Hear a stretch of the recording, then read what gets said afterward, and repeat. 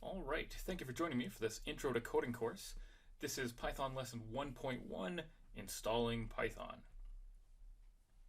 So the first thing we're going to have to do is open up a web browser. And in this case, I have Google Chrome open. And what I want to do is go to the top sort of left-hand corner, and I want to click in the search bar, the address bar, and I want to type python.org. Python.org. Perfect. And then once that loads, you're going to see a blue navigation bar, and I want to click the word downloads. If I click on the word downloads, it'll bring me to the downloads page. And there we go. And it has options for Windows or Linux or Mac, but it knows I'm on a Windows computer, so it gives me a bright yellow button to download it for Windows. So we'll click on that download Python button. And since I'm using Chrome, the downloads show up in the bottom left-hand corner. And so I can see it's 25 megabytes, so that only takes a few seconds. It's done already. Cool. And we just click on that.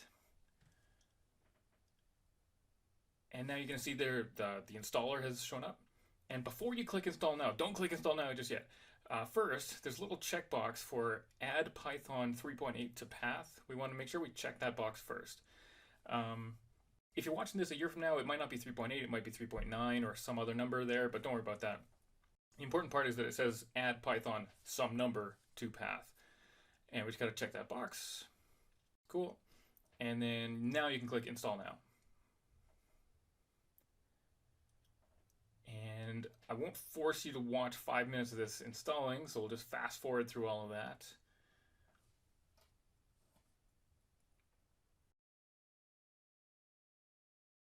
Okay, and the setup was successful. Looks good. And now we can just click the close button in the bottom right-hand corner. Okay, so you might be asking yourself, where is that icon for the Python program that I just downloaded? I don't see a new icon anywhere. And the answer is it doesn't make one for you. You have to go find it. And the thing you're looking for is called IDLE, I-D-L-E, which stands for Integrated Development and Learning Environment. And to find it, you click the Windows key. Okay, and the Windows key is found between the Control and Alt keys on your keyboard.